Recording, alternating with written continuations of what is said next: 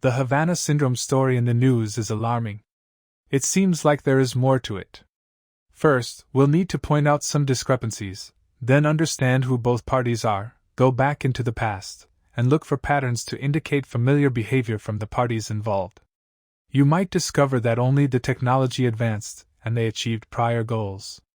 Both parties involved would have been the same two leading parties from the Cold War. Both sides have collective narcissism in their societies.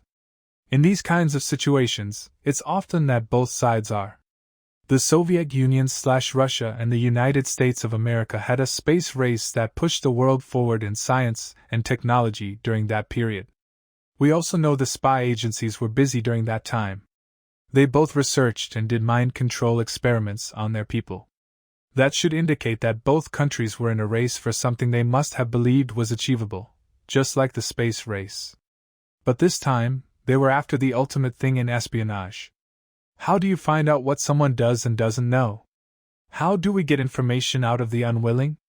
We'll be looking at the big picture to find out the credibility of Havana syndrome and mind control. As always, the research. I want to start with the Havana syndrome discrepancies.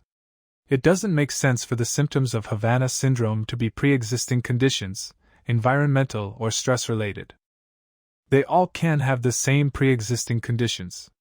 It also happened in multiple countries, including America. That's different environments with different problems, but the same symptoms. It shouldn't be any kind of stress either. Humans haven't displayed that before. Americans are a nationality, not a type of person. Therefore, it should also happen to other people in a similar position with nothing to do with America. If it's really only happening to or around Americans in different places, with none of them being blood-related, then something is happening to them. The original answer didn't make sense. As an INTP, we look for things like that. Then we noticed that ODNI only gave a press conference, and the media accepted it even though it didn't clarify anything.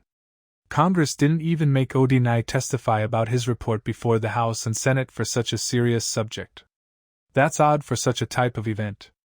Even more bizarre was they agreed to pay people disability compensation like what happened to them was real, not their fault, and happened as a result of the job they were doing for the government. If you're familiar with VA disability, pay for veterans. That compensation is for what doctors know happened to you or an event they know happened and the sufferers had these symptoms. All of this tells me that we've probably been lied to. The CIA has a history of lying, and Congress has a history of letting them get away with it. As they did with the Moscow signal and torture. If there's a trend of someone lying, you should make sure you understand who they are. An intelligence agency in a collective narcissist country should be watched for abuses and have those abuses understood for what they could mean about what is going on there psychologically. Once you've built a profile of who people are psychologically, you make a final determination on whether or not to trust them. Building a profile is common for an INTP. We'll need to do research on whether there are any patterns we can find that better explain what is going on. Both countries were involved in the Cold War, so that could be a pattern. Let's look there.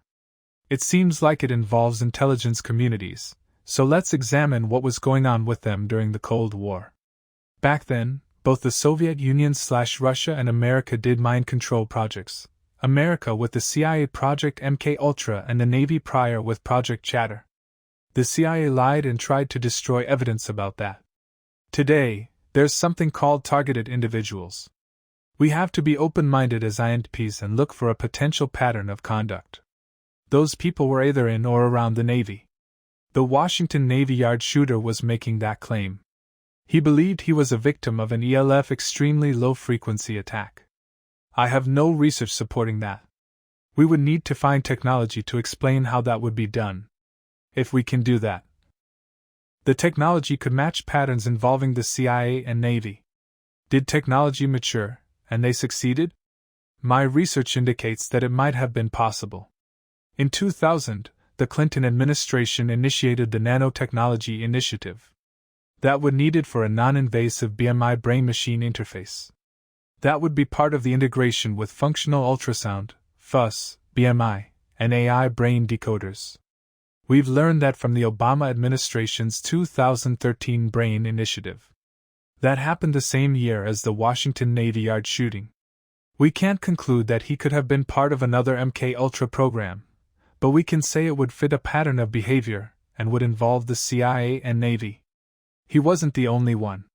There were others around Navy bases in the 2000s and 2010s. A blast from the Cold War past. Something both countries wanted to achieve back then. Another event during the Cold War was the Moscow signal. The CIA also lied about that, but an investigation determined it did happen. Could Havana syndrome be another part of the pattern of behavior from the Cold War to now? But how could it have happened, and why would the CIA lie about what happened to them all over the world? Besides being punked by the Russians from place to place. The Russians fired on their fitted cap, and the CIA wanted none of that. I'm going to have to call them fire cap. Then there was the Helsinki cuckold that happened to the intelligence community, but I digress. We need to research the possible method by which an attack could be done. One suggested method is some kind of ultrasonic wave, ultrasound attack. If ultrasound sounds familiar, it's because we just discussed it with possible mind control that we know both countries were looking into during the Cold War. Remember, we are looking for patterns in behavior and technology. America might have a hard time talking about ultrasound attacks without disclosing too much information that could explain possible atrocities committed by the CIA on American soil.